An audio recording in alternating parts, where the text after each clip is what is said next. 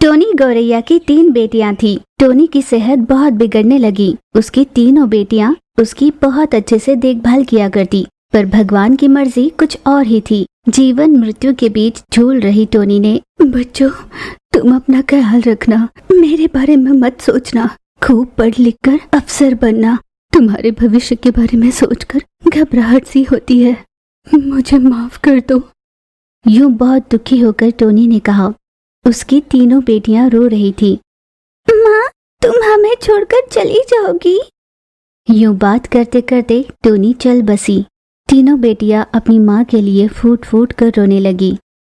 उन तीनों बेटियों ने अपनी माँ का दाह संस्कार किया और अपने घर लौटे। तीनों बेटियां अपनी माँ को याद कर रहे थे। तीनों बेटियां अपनी माँ के बारे में ही सोच रहे थे। तभी उनके बेवड़े पिता घर वापस लौटे।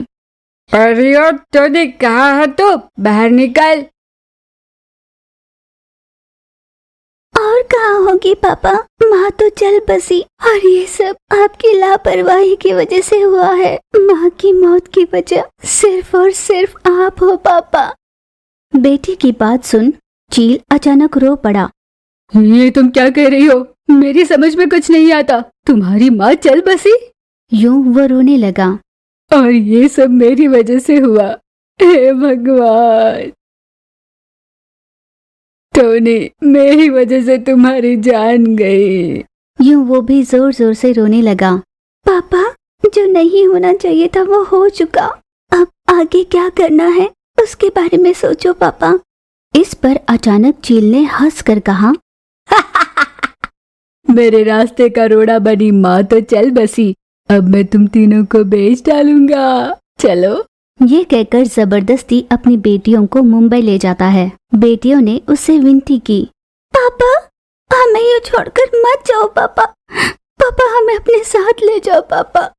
पापा यूं हाथ जोड़कर उससे विनती करने लगे।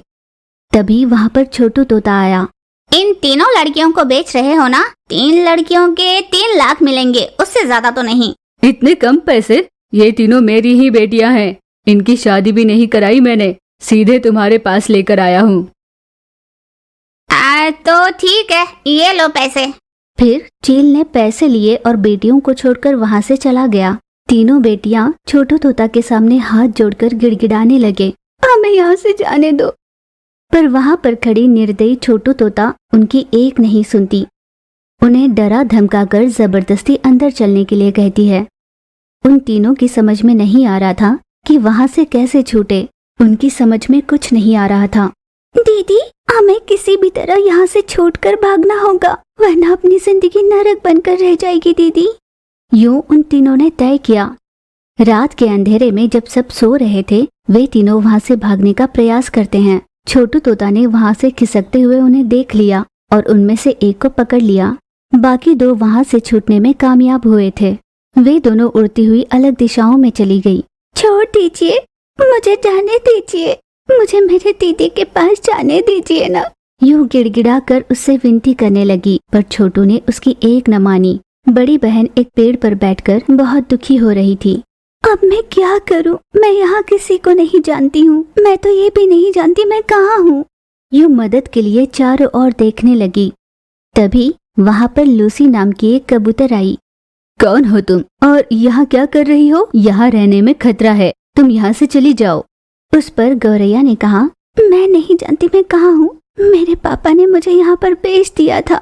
यूं गौरैया ने आंसू बहाते हुए अपनी सारी बात बताई। हे भगवान, ये कैसा कसाई बाप है, यहाँ खतरा है, तुम मेरे साथ चलो। लूसी ने उसे वहीं पर काम दिलाया और अपने साथ ही रहने दिया। वे दोनों साथ में ही रहने लगे। लूसी कबूतर उसकी सारी जरूरतें पूरा किया करती, पर टोनी हर पल अपनी बहनों को याद किया करती। वैसे मेरे साथ एक बहन तो छूट गई थी, पर दूसरी वहीं पर फंसी रही। आप कुछ ऐसा करो कि मेरी बहन वहां से बाहर निकल पाए।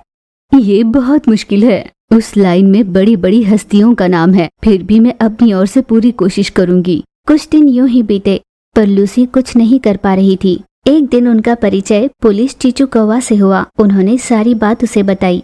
तुम बिल्कुल चिंता मत करो, तुम्हारी बहन को मैं वापस लाऊंगी। यूं उन्हें भरोसा दिलाया। वो एक पुलिस अफसर थी। चीचू कौवा उस जगह पहुंची और वहां फंसी हुई लड़कियों को बाहर निकालकर उनके घर पहुंचा दिया। उन्हीं में टोनी गौरैया की बहन भी निकली। दीदी, मैंने आज तक वहां पर बहुत अत्याचार सहे। मेरी समझ में नहीं आता था कि मैं क्या करूं। उन्होंने मुझे बहुत मारा दीदी। जो हुआ उसे भूल जाओ बहना। हम अपनी बहन को ढूंढकर यहाँ से चले जाएंगे। फिर चीचू कौवा, लूसी कबूतर उन दोनों गौरैयाओं के साथ उनकी बहन को ढूंढने निकलते हैं। कई दिनों की तलाश के बाद वो बहन भी मिल गई। वे तीनों एक दूसरे के गले लगकर रोने लगे। दीदी, पता नहीं चला आप कहाँ छूट गई थी। मेरी समझ में नहीं आया क्या करूं। हमें तुम्हारे पिता के बारे में भी पता चला है। उसने ऐसी कई लड़कियों की जिंदगी बर्बाद की है। अब तुम ही बताओ उनके साथ क्या किया जाए। हम एक लड़के की जगह रहकर सोच रहे हैं। इतनी लड़कियों की जिंदगी बर्बाद करने वाले कसाई को जीने का कोई हक नहीं।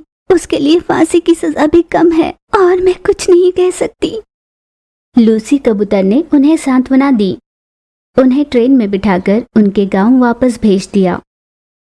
वे तीनों गांव पहुंचकर खुशी से रहने लगी।